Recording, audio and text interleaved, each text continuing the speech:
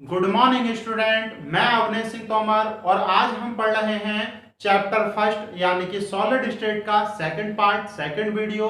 पिछली वीडियो में हमने जहां से खत्म किया था वहीं से स्टार्ट करेंगे और आप बिल्कुल व्यवस्थित तरीके से नोट्स बनाएं, बिल्कुल भी परेशान नहीं हो। इसी तरह के प्रश्न आपके आने वाले हैं भाई, और अपने सभी दोस्तों को इस चैनल के बारे में बताएं और मैं हर एक बात आपको समझाता हुआ चलता हूं। तो लिखते हुए चलना भाई साथ साथ। जैसे एक अवस्था हमने पढ़ ली थी भाई ठोस, ठोसों को उनके जो आपके क्रिस्टलीय ठोस थे, क्रिस्टलीय ठोस में अवयव कणों के मध्य लगने वाले जो बंध थे, सही है, के मध्य लगने वाले जो बल थे उनके आधार पर चार भागों में बांटा गया था। एक भाग हम पढ़ चुके हैं आयनिक, यानी कि आयनिक ठोस हम पढ़ चुके हैं, जैसे NaCl का ठोस होता है, मैग्नीशियम, जैसे एग्जाम्पल मैंने आपको लिखाए होंगे भाई, जैसे NaCl का ठोस होता है, सही है, जैसे मैग्नीशियम ऑक्साइड का ठोस होता है, जैसे जिंक सल्फाइड का ठोस होता है, जैसे कैल्शियम फ्लोराइड का ठोस होता है। ये सारे के सारे आयनिक ठोस थे। क्लियर है। अगला हम पढ़ते हैं दूसरे प्रकार के आणविक ठोस। आप लिखें आणविक ठोस। आणविक ठोस या मॉलिक्यूलर सॉलिड कहते हैं। क्या होते हैं, बहुत ध्यान से समझेंगे क्या होते हैं। तो आणविक का मतलब है अणु, यानी कि वे ठोस जिनका निर्माण किससे हुआ हो, अणुओं से। तो याद रखेंगे बेठोस, बेठोस जिनके घटक कण या अवयव कण, जिनके अवयव कण क्या होते हैं, अणु होते हैं, अणु होते हैं, और जिनके मध्य, और जिनके, या फिर आप ये कह सकते हैं और इनके मध्य, और इनके मध्य एक विशेष प्रकार का बल लगा होता है। और अगर उस बल की बात करें तो वो एक प्रकार का सह संयोजक बल होता है। कैसा होता है, या फिर बहुत ही दुर्बल बंध होता है। मैं आपको बता देता हूं, बंडर, बंडर बाल्स बल कहकर पुकारते हैं। इसे क्या कहकर पुकारते हैं, बंडर बाल्स बल कहकर पुकारते हैं। तो याद रखेंगे वे ठोस जिनके अवयव कण अणु होते हैं और इनके मध्य बंडर बाल्स बल लगा होता है, बंडर बाल्स बल लगा होता है। क्या कहलाते हैं वे, आणविक ठोस कहलाते हैं। क्या कहलाते हैं, आणविक ठोस कहलाते हैं। याद रखना है बहुत ध्यान से, इससे ही पता लगा सकते हैं आणविक ठोस क्या होते हैं। जिनके घटक कण क्या होते हैं वे, जिनके घटक कण या अवयव कण अणु होते हैं। अगर इनकी हम बात करें, इनके गलनांक और क्वथनांक की, तो इनके गलनांक और क्वथनांक बहुत नीचे होते हैं। इनके गलनांक और क्वथनांक बहुत निम्न, लो या नीचे होते हैं। ये लाइन लिख देना इसमें, कैसे होते हैं, नीचे या लो होते हैं। नई लाइन से लिखेंगे, इन्हें मुख्यतः तीन भागों में विभाजित किया गया है। इन्हें मुख्यतः तीन भागों में विभाजित किया गया है। सबसे पहला हम पढ़ते हैं, देखो कितने भाग के हैं आणविक ठोस, तीन प्रकार के। सबसे पहला हम पढ़ रहे हैं अध्रुवीय, अध्रुवीय आणविक ठोस। अध्रुवीय आणविक ठोस क्या होते हैं, देखो देखो आपको ध्यान होगा भाई 11वीं क्लास में जब आपने सह संयोजक बंध पढ़े थे, जब आपने 11वीं क्लास में सह संयोजक बंध पढ़े थे, तब वहां पर आपने पढ़ा होगा दो प्रकार के होते हैं, एक तो ध्रुवीय सह संयोजक बल और दूसरे अध्रुवीय सह संयोजक बल। तो उनकी डिटेल में यहां पर बात नहीं कर रहे, आप डायरेक्ट याद रखेंगे अध्रुवीय आणविक ठोस क्या होते हैं। अध्रुवीय आणविक ठोस क्या होते हैं, तो आप डायरेक्ट लिखें, बहुत ज्यादा इसकी डेफिनेशन नहीं लिखनी है आपको। जो मुख्य रूप से, जो मुख्य रूप से, मुख्य रूप से अध्रुवीय, अध्रुवीय अणुओं से निर्मित होते हैं। मुख्य रूप से अध्रुवीय अणुओं से, अणुओं से निर्मित होते हैं, निर्मित होते हैं। उन्हें हम क्या कहते हैं भाई, अध्रुवीय आणविक ठोस कहते हैं। अध्रुवीय आणविक ठोस कहते हैं। जैसे I2 हो गया, आयोडीन हो गया भाई, जैसे क्लोरीन हो गया, और इसके अंतर्गत कुछ और भी आते हैं, आप लिख सकते हैं, जैसे हीलियम, जैसे आर्गन, तो ये निम्न, आपको लग रहा होगा ये गैसें हैं, जैसे हाइड्रोजन को भी इसी के अंतर्गत लेते हैं हम, क्लोरीन आयोडीन को नहीं, हाइड्रोजन को भी इसी के अंतर्गत लेते हैं। तो देखो हाइड्रोजन वैसे आपको लग रहा है गैस है, लेकिन हम किस में लिख रहे हैं, ठोसों पे। तो इसका मतलब है ये निम्न ताप पर लिए गए हैं, किस पर, निम्न ताप पर।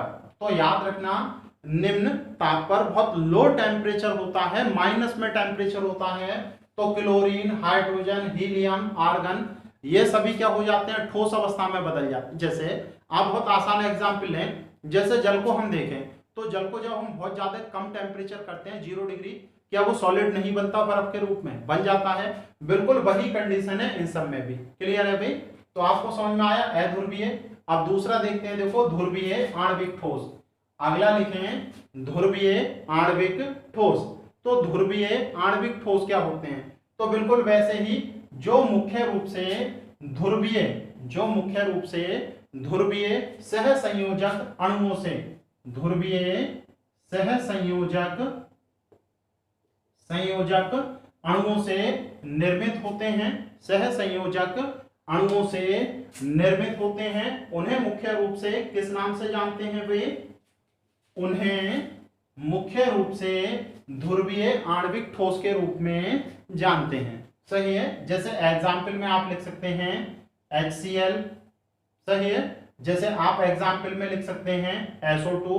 तो देखो मैं आपको थोड़ा सा बता भी दूं, ध्रुवीय सहसंयोजक यौगिक, ध्रुवीय सहसंयोजक यौगिक और अध्रुवीय सहसंयोजक यौगिक क्या होते थे। सही है, अगर ध्रुवीय लिखा हुआ है यानी कि अलग अलग तत्वों के परमाणु हैं, अलग अलग तत्वों के परमाणु हैं, जैसे हाइड्रोजन, हाइड्रोजन तत्व का है, क्लोरीन, क्लोरीन तत्व का, इसमें देखो सल्फर और ऑक्सीजन के।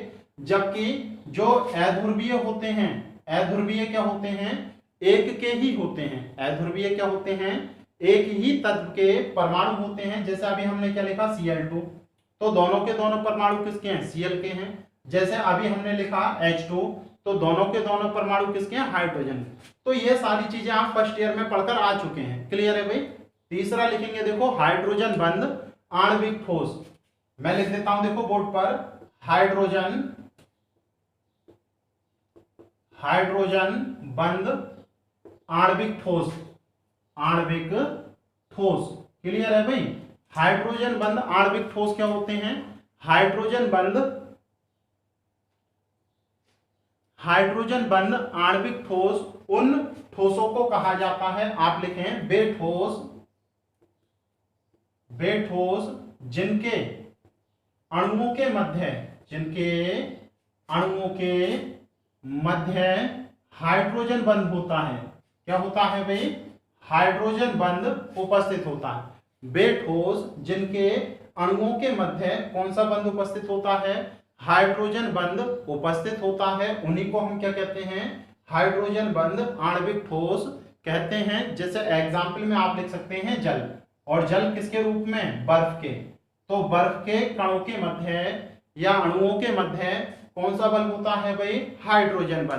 तो आणविक ठोसों में हमें केवल यही पढ़ने हैं, आणविक ठोसों में हमें केवल यही पढ़ने हैं। इसके बाद अगले देखते हैं, देखो जैसे अगला है नेटवर्क ठोस। नेटवर्क, देखो मैं बोर्ड पर लिख देता हूं, नेटवर्क या फिर जाल, नेटवर्क या जाल ठोस। सही है, या फिर इसे सहसंयोजक ठोस भी कहते हैं, सहसंयोजक ठोस के नाम से भी जानते हैं। तो दोनों में से कुछ भी बोल सकते हैं भाई। क्लियर है। अब देखेंगे नेटवर्क या सहसंयोजक ठोस क्या होते हैं। सबसे पहले हमने आयनिक ठोस पढ़े, वो विपरीत आवेशित आयनों से मिलकर बने हुए थे। उसके बाद हमने आणविक ठोस पढ़े, आणविक ठोस मुख्य रूप से अणुओं से मिलकर बने थे। अब हम किसे पढ़ रहे हैं, सहसंयोजक ठोस। सहसंयोजक बल जो है किसके मध्य लगे होते हैं भाई, मुख्य रूप से परमाणुओं के। तो आप कह सकते हैं बेठोस जिनके घटक कण या अवयव कण लिख सकते हैं, घटक कण या अवयव कण, कणों के मध्य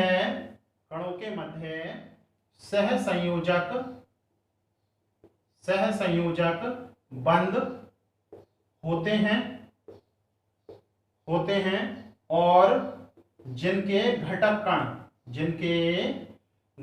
कण क्या होते हैं भाई, परमाणु होते हैं। क्या होते हैं, परमाणु होते हैं। उन्हें किस नाम से पुकारा जाता है, नेटवर्क या जाल ठोस के रूप में या सहसंयोजक। जैसे देखो कार्बन का आप ग्रेफाइड ले सकते हैं, एग्जाम्पल आप लिख लें, जैसे ग्रेफाइड हो गया, सही है, जैसे हीरा हो गया।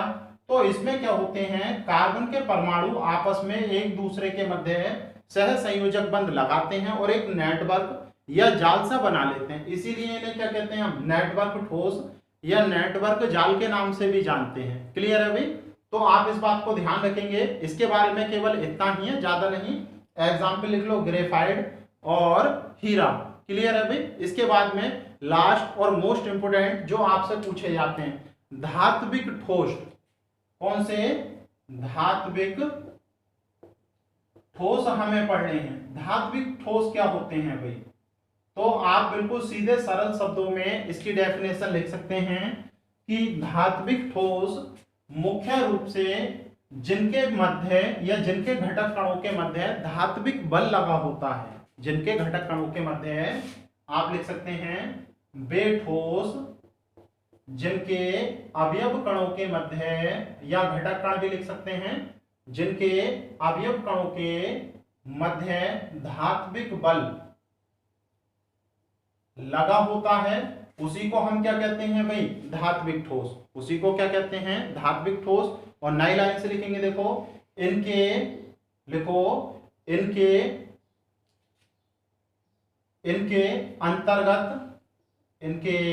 अंतर्गत मुख्य रूप से धातुओं को रखा गया है। किसे रखा गया है भाई, धातुओं को, यानी कि मेटल को रखा गया है। और एग्जाम्पल में आप लिख भी सकते हैं, जैसे लोहा हो गया, जैसे सोना हो गया, जैसे चांदी हो गया, जैसे कॉपर हो गया। तो ये सभी क्या है इसके एग्जाम्पल।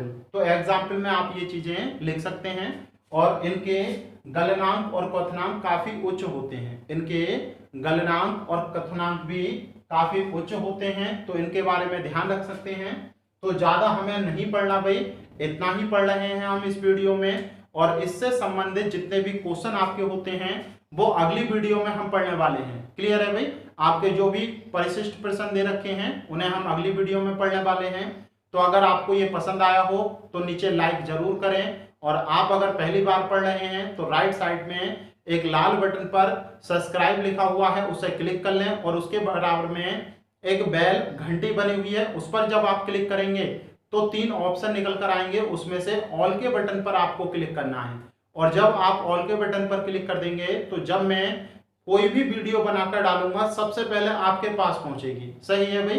तो इतना काम जरूर करना है और हर फ्रेंड को अपने इसके बारे में जरूर बताना है। Thank you.